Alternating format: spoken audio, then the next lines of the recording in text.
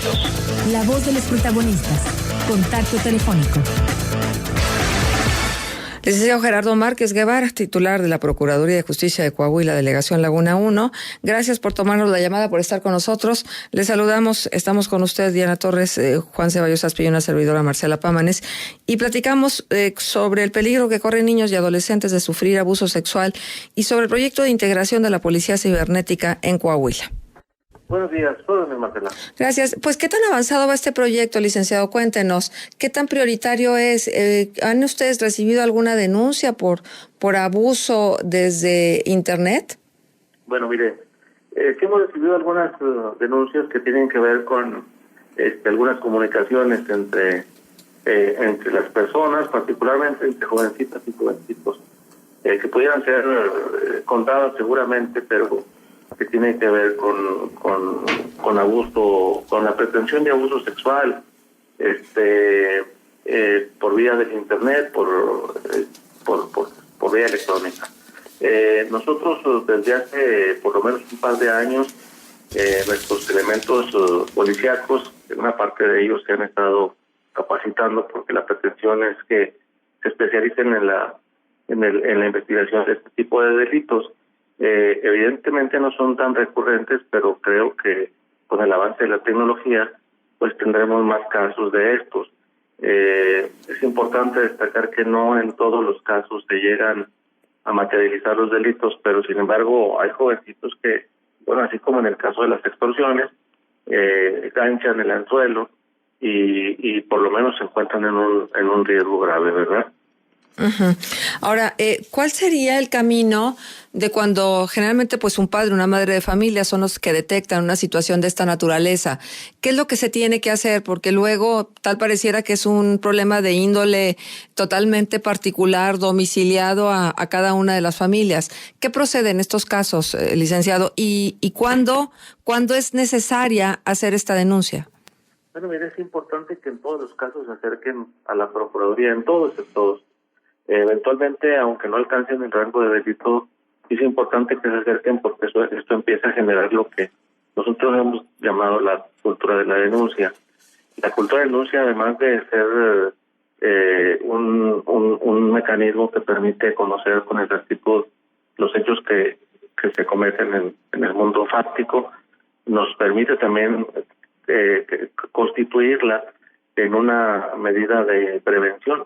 En la medida en que llega alguien con nosotros, denuncia, y nosotros explicamos cuál es el mecanismo, qué es lo que puede pasar y qué no puede pasar, esa persona también nos sirve a nosotros como un referente frente a sus conocidos, familiares, etcétera, para que no permitan ese tipo de conducta, sobre todo que no permitan a sus hijos aperturarse por las vías electrónicas. ¿En qué sentido aperturarse? Hay que recordar que pues finalmente somos nosotros mismos los que damos los datos de nuestras identidades, de nuestro entorno, de nuestra familia, de nuestras edades, de nuestro sexo. Entonces, pues, todos esos datos nosotros los permitimos y con gente que no conocemos ya sea por los chats, por Internet, por WhatsApp, por todo eso. Entonces, creo que lo primero que tenemos que hacer nosotros como padres, familia, es estar pendientes de nuestros menores hijos porque es sobre ellos, sobre los que recae particularmente este tipo de afrentas, menores incluso de pequeños de 7, 8, 10 años que empiezan ya a conocer la cuestión cibernética y que finalmente tienen acceso o comunicación con personas que no conocen. Quiero decirle que nada menos el día de ayer recibimos una denuncia en este sentido, en el sentido de alguna pretensión de abuso sexual por vía cibernética. Evidentemente una persona que hace contacto con un menor de edad de esta ciudad y que finalmente esa persona ni siquiera es de esta ciudad, de este estado, y ahí es donde radica el riesgo para nuestros menores cuando no ponemos la atención debida y sobre todo cuando no llegamos hasta el Ministerio Público para hacer el conocimiento de este tipo de hechos. Ajá. A ver, licenciado, me asalta una duda. ¿Están tipificados este tipo de delitos? Es decir, ¿están muy bien configurados como para que no haya dudas, excepciones o se maneje la ley de una manera inadecuada? No, sí están tipificados, ¿verdad? Perfectamente tipificados. Regularmente hay algunas conductas innovadoras. La delincuencia innova.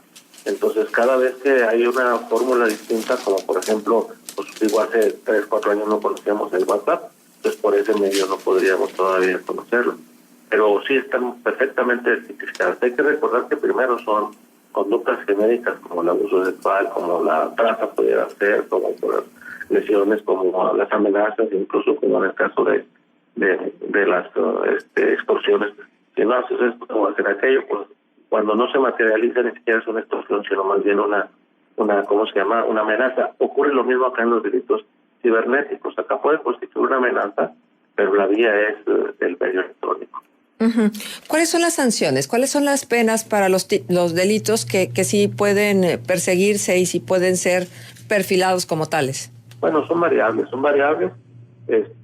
Pueden ser a partir de 3 años de prisión hasta 9 años, 12 años de prisión. O sea, va a depender de la gravedad del delito, cómo se configura, etcétera. Sí, exactamente. Haga de cuenta que pues se trata de algún violación, por ejemplo. Una violación, bueno, pues obviamente tiene una sanción más alta que un abuso sexual. El abuso sexual ahora es lo que conocíamos antes de atentados al pudor. Claro, si se llega a materializar, cuando es en grado tentativa, las penas siempre se aplican a la mitad del mínimo y de la máxima. Pero sí está considerada, por ejemplo, una violación virtual, ahora que pues, está tan de moda, por cierto, esto del sexting, de tener sexo a través de medios digitales. Fíjese que no propiamente eso, no propiamente como una violación. Lo que yo quiero precisar es que además sí se pueden materializar esas conductas físicamente. Claro. Después de que hacen ese contacto, finalmente por la vía cibernética, finalmente pueden tener alguna ¿cómo se llama? Entrevista, y es donde se materializa el delito. Claro, por supuesto. Ahora, ¿qué tan avanzado está el proyecto de la Policía Cibernética en nuestro estado? Bueno, yo creo que en breve tendremos, a más tardar, supongo yo que para el año que entra tendremos en Coahuila, particularmente en la Procuraduría, nuestra unidad especializada en esta materia. Ajá. ¿Qué tipo de esfuerzos va a requerir? Evidentemente un esfuerzo económico, ¿no? Porque un proyecto de esta naturaleza significa recursos. Desde luego que sí. Primero que nada, la capacitación que se ha estado llevando a cabo, nuestros elementos, una unidad para una unidad especializada solamente han estado recibiendo capacitación fuera del estado. Se han generado ya una serie de ¿cómo se llama? de elementos materiales para la capacitación de ellos, quiero decir, medios electrónicos, una serie de herramientas pues que les ha servido para la capacitación, y yo estimo que finalmente para iniciando el año tendremos esa unidad especializada con mucho avance. Ajá. ¿Qué tan válidos son como pruebas de una situación irregular los screenshots, las fotografías que nosotros podamos tomar a las pantallas? Fíjense que son relevantes. Son relevantes porque, bueno, la ley permite como medio de prueba todo aquello que sea idóneo para probar lo que se pretende. Lo único que prohíbe la ley para valorarse en un procedimiento de carácter penal es aquello que vaya en contra de la moral, las buenas costumbres, en cuanto a su adquisición. De adquirirlo nosotros como prueba, nosotros como Ministerio Público. ¿Qué le quiero decir con esto? Quiero decir que nosotros no podemos generar este tipo de pruebas, generarlas, por ejemplo, fotografías en el momento en que se comete un delito sexual.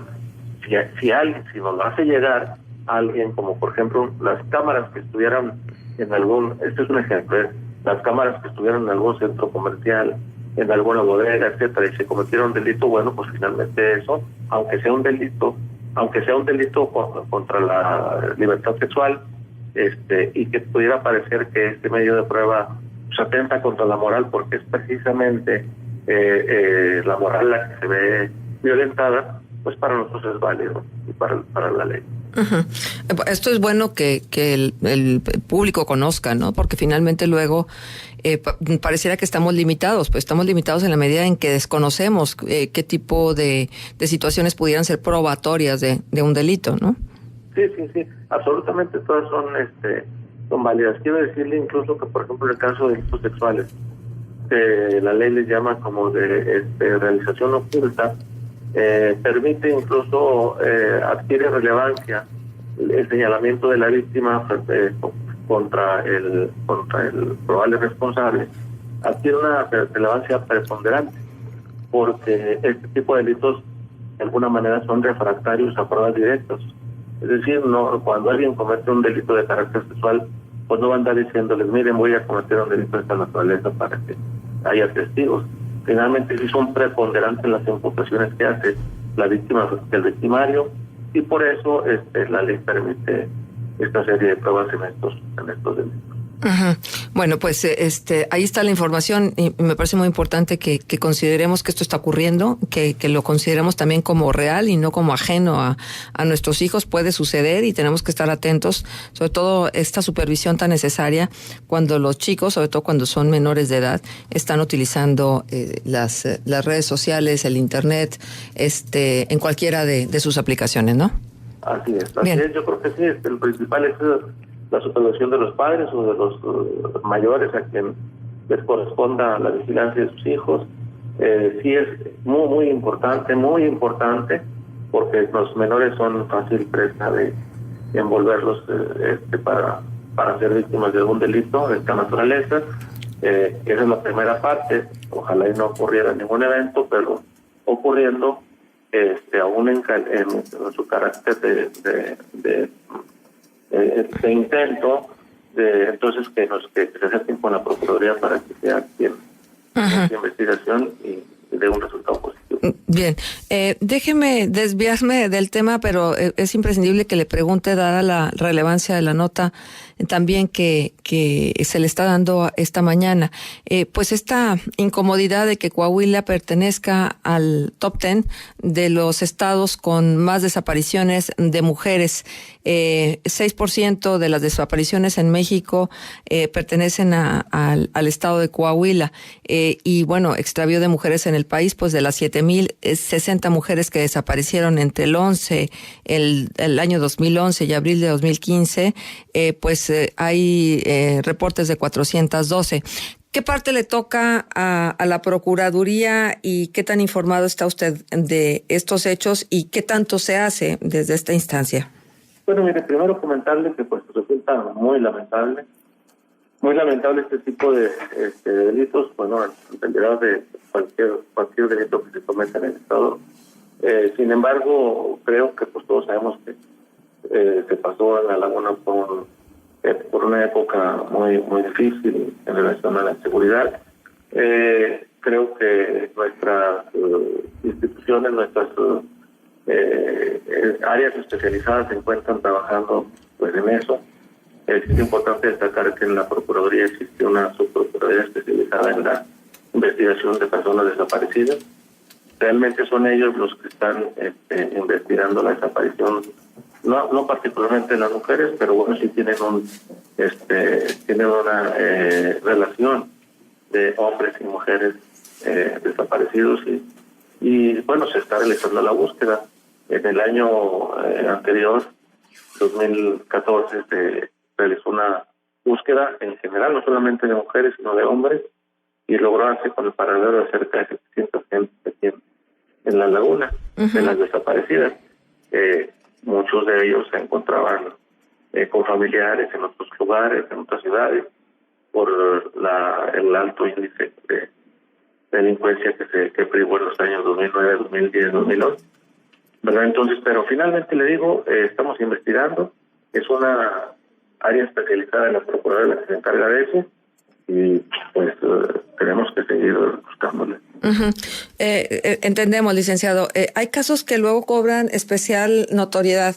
Se les da mucha difusión, se conoce, se comentan mucho en los diferentes círculos sociales y luego se quedan así como en el limbo. ¿Esto obedece a la secrecía que piden las familias o ustedes tienen la obligación de hacer reportes específicamente de cómo van los casos de estas mujeres desaparecidas? Claro que sí, mire, evidentemente sí se tiene relación con esa reserva o secrecía de las averiguaciones. Pero nuestras policías, nuestros grupos especializados siguen trabajando. Día a día hay alguna actividad en cada una de esas averiguaciones previas. Día a día hay un informe que se va anexando a los expedientes, no solamente con información, sino que pues para que el Ministerio Público vaya checando los avances que se van dando, pero además para tratar de enlazar estas actividades de investigación con las solicitudes que se hacen a otras entidades de búsqueda, las colaboraciones que se hacen. También tenemos regularmente reuniones con los familiares de las personas desaparecidas, en donde se les da a conocer cuáles son los avances, qué es lo que se está haciendo, porque aparentemente parece que no se hace nada, pero nuestros policías trabajan todos los días, pero necesitamos estarle informando a la familia, a los ofendidos de los delitos, pues para que se den cuenta que es lo que estamos haciendo, que no se encuentran en el cajón de los olvidados. Uh-huh. Bueno, y ya que estamos con esta posibilidad de conversar con usted, déjeme preguntarle algo más que se aparta del tema original, pero que preocupa. Esta salida de los presos del penal, ¿hay alguna alerta de parte de la Procuraduría y cuál es la opinión que le merece esta decisión?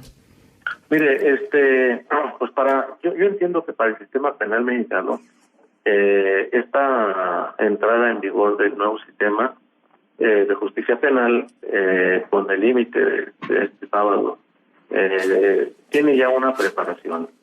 No es nada más la posibilidad de que salgan una serie o un buen número de presos del penal, de los penales del país, sino más bien ya existe una preparación, porque lo que se ha determinado conforme a la doctrina y conforme a las tesis y conforme a la misma ley, se ha determinado que hoy por hoy el sistema penitenciario, tiene que ser despresurizado, porque además no ha sido seguramente el método ideal para la resocialización de los presos. La Constitución perfectamente define cuáles son los delitos por los que forzosamente tienen que estar detenidos siguiendo el proceso penal que se les desarrolle. Entonces, hay una serie de delitos que finalmente dejarán de ser de prisión preventiva y que podrán ser afrontados en libertad.